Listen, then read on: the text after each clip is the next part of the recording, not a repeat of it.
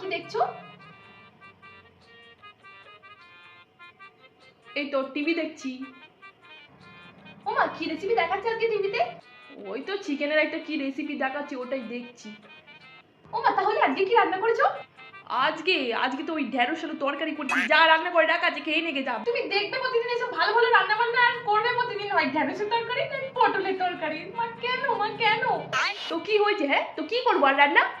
চিকেনের রান্না দেখেছি মানে কে কোনি আমাকে ছুটে গিয়ে ভালো রান্না করতে মানে? তাহলে মা তুমি এইসব কেন দেখছো? তোর মতো তার ফোন দেখে টাইম নষ্ট করছি না, একটা ভালো জিনিস দেখছি। ভালো দেখছি মানে যে ভালো শিখতে হবে তার কোনো মানে আছে কি? হ্যাঁ দূর, কি রে, বেলা 8টা বাজে এখনো পড়ে পড়ে ঘুমাচ্ছিস? হ্যাঁ তোর লজ্জা লাগে না?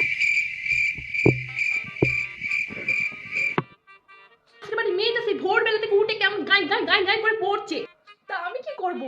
লজ্জা লাগে না? দেখে শেখ গা কিছু, ভালো কিছু দেখে ভালো শেখ, তোরই কাজে দেবে। ভালোটা দেখলেই যে ভালোটা শিখতে হবে তার কোনো মানে আছে? এটা তো তোমারই ডায়লগ ছিল মা। তোর দাদা কিচ্ছু হবে না জানোয়ার, তুই পড়ে পড়ে ঘুমা, শুধু পড়ে পড়ে ঘুমা, জানোয়ার মেয়ে একটা।